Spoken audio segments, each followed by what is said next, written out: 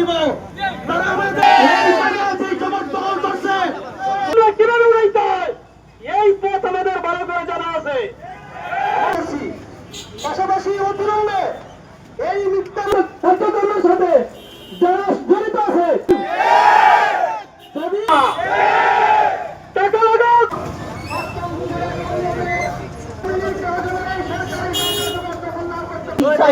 করতে সে বাধা দিতেছে এবং তার প্রসঙ্গে যারা সেলিম আছে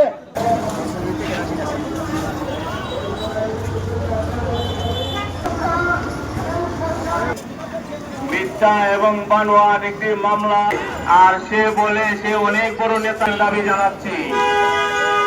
আমরা মাননীয় জেলা প্রশাসক আমরা ইনশাআল্লাহ আগে যাইব তারা আমাদের বলেন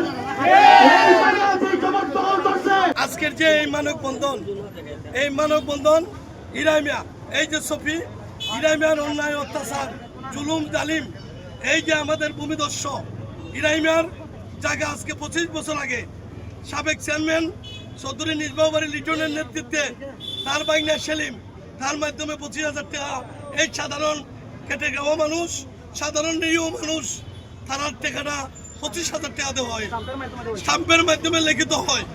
এই চেয়ারম্যান সাহেব টাকাটা সারে বাংলাকে সমঝায় আজকে পর্যন্ত এই জায়গাটা উন্মুক্ত হয় নাই, এই জায়গার দখল ছাড়ে নাই। এটা এলাকার বাসীর দাবি,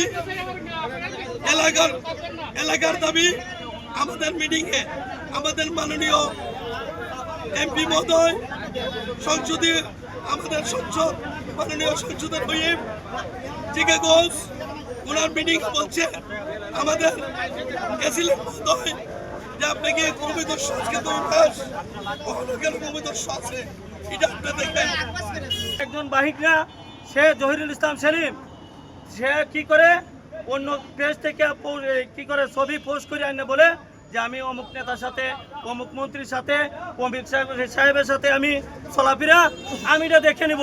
সে আমাকে হুমকি দিছে যে গ্রামের মধ্যে প্রথম আমাকে বলছে তুই সই আয়, আমি বলছি না সরবো না, কারণ এটার মাঝে আমাদের এলাকার সম্পদ।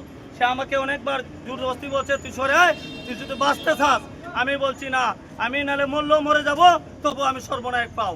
সম্মানিত উপস্থিতি, আপনারা নিশ্চয় অবগত আছেন দীর্ঘ 25 বছর ধরে আজকের যে হিরামিয়া নামক দখলদার সে আমাদের গ্রামের একমাত্র সরকারি ওয়াক পোস্টের একটা জায়গা দীর্ঘ 25 বছর যাবৎ সে দখল করে আছে।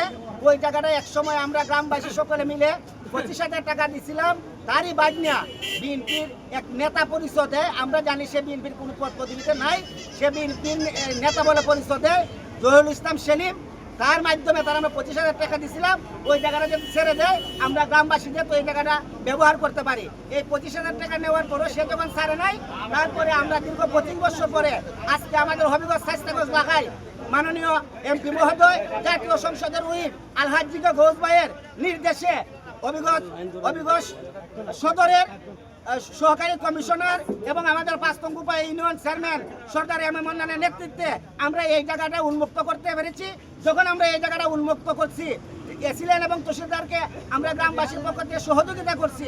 সহযোগিতা করার মাধ্যমে যখন আমরা এই জায়গাটা উন্মুক্ত হয়েছে, তখন এই সেলিম এবং হিরামিয়া আমাদের গ্রামবাসী 7 জন এবং তহসিলদারের বিরুদ্ধে একটি মিথ্যা মামলা দিয়েছে এবং প্রশাসনের মাধ্যমে আমাদের এই মিথ্যা মামলা প্রত্যাহার না হয় তাহলে ইনশাআল্লাহ আগামী দিন আরো বৃহত্তর আকারে আমরা আন্দোলন গড়ে তুলব। কোনো আমাদের দিগলবা গ্রামের মধ্যে কোনো দখলদার কোনো চাঁদাবাজের টাই হবে না ইনশাআল্লাহ। ভূমিদস্যু মোহাম্মদ আলফু মিয়ার ছেলে হিরামিয়া দিগলবা গ্রামের 100 শতক জায়গা বুক করে খাইতেছে প্রায় 25 বছর ধরে।